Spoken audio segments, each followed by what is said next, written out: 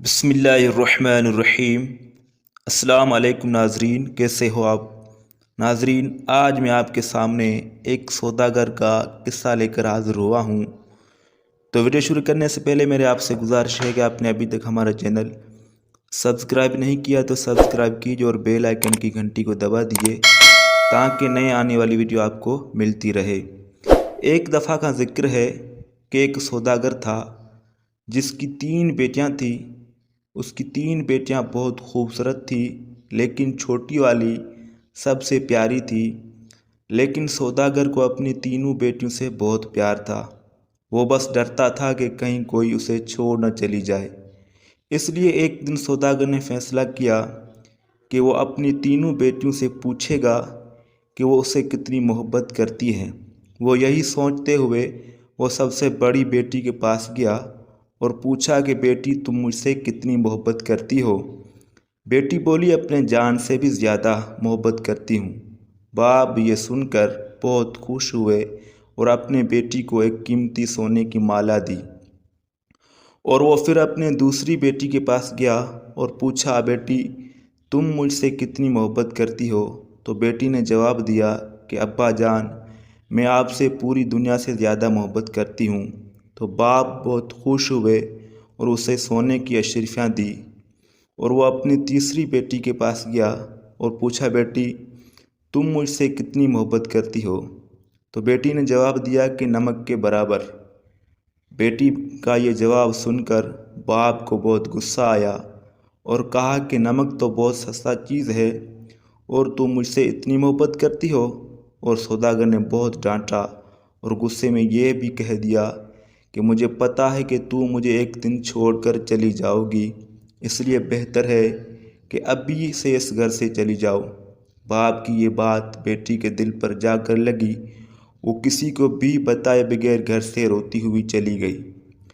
وہ لڑکی ایک ایسی جگہ سے گزر رہی تھی کہ جہاں بہت سی گھاس اگی ہوئی تھی۔ لڑکی نے اپنے لباس کے اوپر گھاس کا لباس پہن لیا تاکہ پہچان نہ جائے۔ اس کے بعد وہ بادشاہ کے محل کے پاس رک گئی اور باہر کھڑے ہوئے سپاہیوں سے کہنے لگی کہ تم مجھ کو کام پر رکھ لو، مجھے سب کام آتا ہے۔ نہیں نہیں بی بی، ہم ایسے کسی کو کام پر نہیں رکھتے ہیں، جاؤ یہاں سے۔ لڑکی اداس ہو گئی، لیکن پھر سے اقرار کرنے لگی اور کہنے لگی کہ مجھے کام کی بہت ضرورت ہے، کوئی تو میرے لائق محل میں کام ہوگا۔ اس سے پہلے کہ سپاہی انکار کر دے، ایک باورچی پاس آ کر کھڑا ہو گیا۔ اس نے شاید لڑکی کی بات سن لی تھی۔ اس کو لڑکی پر بہت ترس آیا اور اس نے لڑکی کو اپنے پاس رکھ لیا، اور باورچی نے اسے سارے کام سمجھائے اور اسے سونے کی جگہ بھی دکھائی جہاں وہ اور بھی عورتیں تھیں۔ کسی کو اس لڑکی کا نام تو نہیں معلوم، لیکن اس کا گھاس والا لباس دیکھ کر سب اس کو گھسیاری بولتے تھے۔ اگلے دن محل میں ہلچل مچی کہ بادشاہ بہت بڑی تقریب کا انعقاد کر رہے ہیں، اس میں ہر کوئی شریک ہو سکتا ہے۔ تمام ملازمت عورتیں اپنے آپ کو سنوارنے میں لگ گئی۔ جب تقریب کا دن آیا تو گھسیاری نے جانے سے انکار کر دیا اور کہا کہ اس کی طبیعت ٹھیک نہیں ہے، اور سب کو آرام کا کہہ کر چلی گئی۔ تھوڑی دیر بعد گھسیاری اٹھی اور اپنا گھاس والا لباس اتارا اور ایک خوبصورت پوشاک پہنے جو وہ اپنے ساتھ لائی تھی، اور وہ اس تقریب میں چلی گئی، اور وہ اتنی خوبصورت لگ رہی تھی کہ تمام حاضرین کی نظریں اس پر اٹھ رہی تھی۔ ہر کوئی تعجب میں تھا کہ اتنی خوبصورت لڑکی کون ہے، اور وہاں بادشاہ کا بیٹا بھی موجود تھا۔ جب اسے حسین لڑکی کو دیکھا تو دیکھتا ہی رہ گیا، اور پھر شہزادے نے پوری تقریب میں اس گھسیاری کے باتوں میں گزار دی۔ شہزادی نے کسی اور کی طرف آنکھ اٹھا کر بھی نہیں دیکھا۔ پھر گھسیاری کسی کے نظروں میں آئی بغیر اس محل میں آ گئی۔ اگلے دن عورتوں نے کہا، تم کو وہاں ہونا چاہیے تھا، کل بادشاہ کا بیٹا ایک حسینہ پر لڈو ہو گیا تھا اور سارا وقت اسی کے ساتھ گزارا۔ گھسیاری بظاہر تو اداس ہوئی اور کہا، ہاں مجھے وہاں ہونا چاہیے۔ کچھ دن کے بعد بادشاہ نے پھر سے ایک تقریب رکھی۔ اس بار گھسیاری نے یہی بہانہ کیا کہ اس کی طبیعت ٹھیک نہیں ہے، لیکن سب کے جانے کے بعد اس نے پھر سے ایک عمدہ لباس پہنا اور تقریب میں چلی گئی۔ शहज़ादा उसे देखकर बहुत खुश हुआ और एक कीमती अंगूठी उसे तोहफे में दे दी। तकरीब ख़त्म होने से पहले वो वापस महल में आ गई। दूसरी तरफ बादशाह का बेटा उस सौदागर की बेटी पर फिदा हो गया था और उसने फैसला किया था कि वो अपने बाप से इस लड़की का जिक्र ज़रूर करेगा। अब अगली तकरीब शहज़ादे ने खुद जानबूझकर रखवाई ताकि वो इस लड़की से मिल सके, लेकिन इस बार वो घसियारी नहीं आई। शहज़ादा उदास हुआ। बादशाह को घसियारी के बारे में कुछ भी मालूम नहीं था, इसलिए वो परेशान हो रहा था ताकि उसका पता कैसे करे। एक दिन शहज़ादा ने महल के मुलाजिमों से सागूदाना बनाने की फरमाइश की। घसियारी को जब पता चला तो उसने खुद उसे बनाने की फरमाइश की तो उसे इजाज़त दे दी गई। घसियारी ने सागूदाना बनाने के बाद वो कीमती अंगूठी उसमें डाल दी। शहज़ादा मेज़ पर बैठा सागूदाना खा रहा था। जब खाना खा चुका तो देखा कि प्याले में अंगूठी पड़ी है।